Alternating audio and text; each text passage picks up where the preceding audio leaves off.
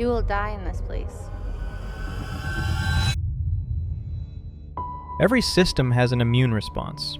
Every institution, every empire, every carefully constructed civilization eventually encounters something it cannot absorb, something that doesn't follow the rules, doesn't respect the architecture, and makes every mechanism of control completely irrelevant. When that happens, the system doesn't negotiate, it doesn't reform, it destroys. Daemon Targaryen was that anomaly, and the entire continent of Westeros, its maesters, its priests, its ancient gods, spent decades engineering his destruction. But here's what nobody talks about. He figured it out first, and instead of running, instead of bending, he choreographed his own death to ensure his destruction would build the future the realm was trying to prevent. Let's start with something that gets misread constantly: Otto Hightower. Most people watch House of the Dragon and see a power-hungry grandfather trying to force his bloodline onto the Iron Throne. That reading is comfortable, it's clean, it's also completely wrong. Otto Hightower was not a freelancer, he was an operative. Oldtown, the Hightower seat, is not just a castle with a tall tower, it is the headquarters of the Citadel. The institution that trains every maester in Westeros, controls the flow of information to every castle in the realm, and has one explicit, documented, generational objective: the systematic eradication of magic from the world. The gods have yet to make a man who lacks the patience for absolute power, Your Grace. Archmaester Marwyn says it plainly in the books. The Citadel helped kill the dragons. The world they were building had no place for sorcery, no place for prophecy, and absolutely no place for a prince who could bypass every feudal law in Westeros by climbing onto a fire-breathing weapon of mass destruction and doing whatever he wanted. That's what Daemon was. Not a rogue prince, a systems failure. Think about what he did in the Stepstones. He allied with Corlys Velaryon, not through the crown, not through the small council, and launched a private war outside the realm's authority. Corlys brought the fleet, Daemon brought Caraxes, and together they seized a continental trade route, toppled the Triarchy's grip on the narrow sea, and Daemon crowned himself king. No royal sanction, no diplomatic channels. Most people see that as ambition, a prince grabbing glory. But the Citadel didn't see a glory seeker. They saw a man who had just proved that the entire feudal system, their system, the one they built, could be bypassed by anyone with a dragon and enough nerve. The Citadel doesn't fear ambition. Ambition can be managed, directed, diluted through marriage pacts and council appointments. The Citadel fears irrelevance. Daemon didn't threaten their power. He proved it was imaginary. So Otto's strategy was never assassination. Kill Daemon directly, and Viserys burns Oldtown to glass. The strategy was psychological attrition. Strip him of titles. Master of Laws? Gone. Master of Coin? Gone. Heir to the throne? Bypassed for his niece. Push him to the margins. Provoke his volcanic temper until he detonates. And it worked. Not because Daemon was stupid, because his Valyrian pride was the one weapon Oldtown could use against him. He saw through every political maneuver. He understood exactly what Otto was doing. But his blood wouldn't let him yield. He'd rather burn than bend. That's not a character flaw. The trap worked perfectly. But the Citadel was only one vector. What happened at Harrenhal operates on an entirely different frequency, and it rewrites everything. Everyone remembers that Daemon was stationed at Harrenhal, holding the castle for the Blacks, waiting for Aemond. Most people read it as a military staging ground, a strategic wait, a man killing time before the final battle. That reading misses everything. Harrenhal is not a castle. It's a wound. Harren the Black mixed human blood into the mortar when he built it. Aegon the Conqueror burned House Hoare alive inside those walls. An entire royal bloodline, screaming, melting, dying in dragonfire. And the Weirwood heart tree in the Godswood absorbed every second of it. Centuries of agony, fear, and death soaked into its roots. When Daemon arrived, he didn't occupy a ruin. He walked into the most magically volatile location south of the wall. He was functionally alone, a skeleton garrison of squatters. No lords, no war council, no army. Just him, Caraxes, and the witch Alys Rivers. A woman the maesters dismissed as a bastard wet nurse, but who would turn out to be something far more dangerous. And every night at dusk, for exactly 13 days, he took Dark Sister and slashed the face of the Heart Tree. Most people read that as a prisoner scratching tally marks on a wall, a simple countdown, a way to mark time. But what if I told you the number 13 is the single most dangerous number in the entire mythology of this world? The 13th Lord Commander of the Night's Watch, the one who bound himself to a female White Walker. Maegor the Cruel married at 13. Bloodraven served as Lord Commander for exactly 13 years, before vanishing beyond the wall. 13 Targaryens and Valyrians died during the Dance of the Dragons. Every time this number appears, it marks a point where death meets magic, meets irreversible transformation. And the blade Daemon used was not a common sword. Dark Sister is Valyrian steel, forged in dragonfire and blood magic in the Freehold. When you strike a Weirwood, a living conduit of the old gods, a tree that remembers, with a blade forged in blood and fire, you don't carve wood. You crash two opposing magical systems into each other, ice and fire, colliding in a single wound, 13 times. The proof that this was not mundane? Those 13 gashes are still visible centuries later, deep and dark, and the lords who hold Harrenhal report that every single spring, those specific wounds bleed fresh red sap. Trees don't do that. You are not the player, but a piece on the board. As am I, for that matter. Now here's where it gets dangerous. The reason Daemon stayed at Harrenhal, the reason he accepted the visions, the reason he ultimately accepted his own death. It might not have been his choice at all. Brynden Rivers, Bloodraven, the Three-Eyed Raven, the most powerful greenseer in the history of Westeros, a man who can project his consciousness backward through time using the Weirwood network. To produce a greenseer of Bloodraven's magnitude, the theory goes, you need two specific, undiluted bloodlines converging in a single person. Pure Valyrian on one side, dragon dreams, fire magic, the blood of old Valyria.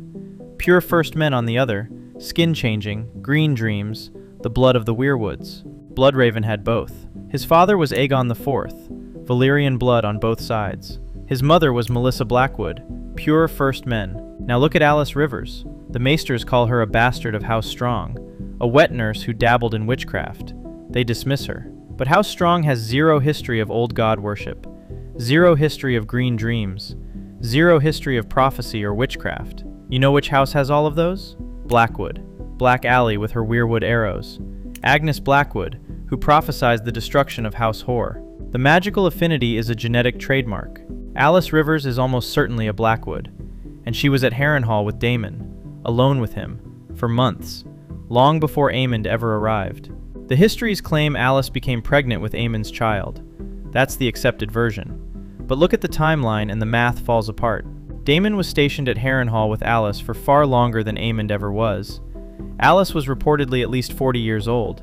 She had a tragic history of bearing only stillborn children. And the child she ultimately claimed, a child that mysteriously vanishes from the historical record entirely, no name, no fate, nothing, arrived after those long, isolated months with the rogue prince. She says it herself, standing in the Godswood with a hand on her swollen belly. I have the dragon's bastard in me. I can feel his fires licking at my womb. The histories say she means Aemon's child, but look at who she spent months with. And if Daemon fathered a child with a Blackwood witch at Harrenhal, a child carrying both Valyrian dragon blood and First Men greenseer blood, that rewrites the genetic mathematics of the entire Targaryen dynasty. It means Daemon didn't just fight a war for his wife's claim. He seeded the bloodline that would eventually produce the most powerful magical being the world has ever seen. The Three-Eyed Raven engineered his own ancestry. Operating from the far future, Bloodraven sent visions backward through time, through the Weirwood network, through the very tree Daemon was slashing, directly into his dreams. The apocalyptic prophecies, the images of Daenerys, of the future, of fire and ice colliding. All of it designed to keep Daemon at Harrenhal, to keep him close to Alys, to ensure he mates with the Blackwood line and then sacrifices himself to destroy Aemond and Vhagar. Because if Aemond burns the Riverlands unchecked, the Blackwood bloodline is eradicated. And if the Blackwoods are wiped out, Melissa Blackwood is never born. And if Melissa is never born, Bloodraven never exists. Daemon wasn't having nightmares. He was getting orders from the future. And this is what makes the battle above the God's Eye the most fundamentally misunderstood moment in this mythology. Every bardic song, every tavern retelling, every maester's chronicle frames it as a duel. Two dragon lords, two ancient beasts, an epic clash above the water. It wasn't a duel, it was an assassination. Look at the tactical reality. Vhagar is the largest living dragon in the world. She fought in Aegon's conquest. In any prolonged aerial engagement, she kills Caraxes. Caraxes is fast, serpentine, vicious, but physically outclassed in raw destructive power. This is not debatable. Daemon knew this. He was the most experienced dragon rider and warrior alive. He understood that in a fair fight, he dies and Vhagar lives, and the Greens keep their nuclear deterrent and the Riverlands burn. So he didn't fight fair. He didn't try to win. Here's the detail that proves everything, the single physical fact that rewrites this entire battle. Aemon chained himself into his saddle. He locked himself onto Vhagar, standard protocol for high-altitude combat, designed to keep a rider alive through violent maneuvers. Aemon was planning to survive. He was planning to win. Daemon did not chain himself in. That's not an oversight. That's a statement of intent. In high-altitude dragon combat, blinding wind, debris, ash, dragonfire, you chain yourself into the saddle because the alternative is falling thousands of feet to your death, unless you already know you're not coming back, unless the plan requires you to leave the saddle. He used the cloud cover and the setting sun to drive Caraxes into a kamikaze dive from Aemon's blind side, the missing eye. No circling, no prolonged exchange. A single vertical attack designed to grapple, lock the dragons together, and force an inescapable freefall into the lake. Caraxes locked onto Vhagar. Vhagar tore Caraxes apart in the descent, ripped his wing clean off.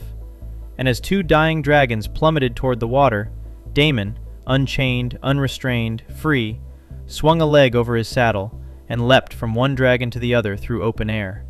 He landed on Vhagar. Aemon looked up in terror, fumbling with the chains that bound him to his saddle, trying to escape. He couldn't. Daemon ripped the helmet off his nephew's head and drove Darksister down through Aemon's blind eye. The sapphire socket, the wound Lucerys gave him years ago, so hard the point came out through the back of his throat. That is not a duel. That is a man who never chained himself in because he always knew he'd need to jump. Mutual assured destruction. But here's the final mystery, the one that hasn't been solved in 300 years of Westerosi history. After the battle, they found everything. Vhagar at the bottom of the lake. Caraxes on the shore dragged himself out of the water with his entrails trailing behind him and died on the bank. Aemond, still chained to Vhagar's saddle, with Darksister pinned through his eye. Daemon's body was never found. Not his armor, not his bones, nothing. And a few miles from the crash site, in the center of the God's Eye, sits the Isle of Faces. Most viewers have heard the name and never thought about it twice. Just another dot on the map. But this island is the most magically protected location south of the Wall. The exact site where the First Men and the Children of the Forest signed the pact, carving faces into every weirwood to witness the peace. Still guarded by the Green Men, an order so ancient and secretive that even the Citadel can't confirm they exist. And it's right there, a few miles from where Daemon fell. Now watch this. Adam Valerian, another dragon rider, loyal to Rhaenyra, exiled and desperate, flew his dragon Seasmoke directly to the Isle of Faces. He met with the Green Men. They gave him counsel. And immediately afterward, he raised an army and launched his own suicide attack at the Second Battle of Tumbleton, destroying 3 more dragons. 2 dragon riders. Both interact with the Isle of Faces. Both immediately commit to suicide missions that systematically eliminate dragons from the world. That's not coincidence. That's recruitment. Whether Daemon washed ashore alive and joined the Green Men, or whether his broken body was recovered and his Valyrian king's blood was fed to the roots of the Weirwoods, either way, the ending carries the same devastating irony. Daemon spent his entire life being excluded. His brother Viserys never trusted him with the deepest Targaryen secret, the prophecy of the Song of Ice and Fire. The one secret that explained why their family sat the Iron Throne. Daemon was denied it, kept outside the door. And yet, if Daemon's blood reached the Isle of Faces, either in life or in death, then the prince who was denied the prophecy of Ice and Fire literally became it. Valyrian fire fused with the roots of the old gods, the blood of the dragon feeding the trees of the First Men. Not a prophecy whispered in a hallway. A physical, permanent merger at the most sacred site in Westeros. The Citadel wanted him erased. The Faith wanted him tamed.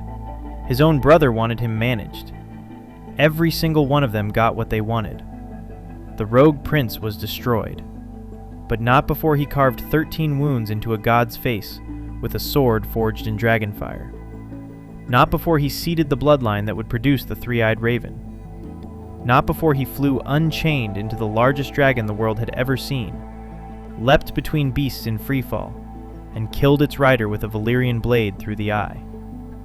And not before his blood seeped into a magic older than every institution that tried to cage him. The realm had to destroy Daemon Targaryen. He just made sure his destruction built the future. So here's what I want to know, and I want you to think about this before you answer. Was Daemon a pawn? A man manipulated by forces he never truly comprehended? Moved across the board by maesters and time-traveling greenseers until he had no moves left? Or was he the only player who actually saw the whole board? The only one who understood that the game was never about the Iron Throne, and chose the exact terms of his own exit? Drop it in the comments. I want to hear this one. And here's the thing. The same institutional forces that caged Daemon, they exist outside the fiction too. George R.R. Martin published a blog post about House of the Dragon, and then took it down. What he said in that post tells you exactly why the man who built this world decided to leave it behind. I covered it. Links on screen. See you in the next one. Until then, stay cult.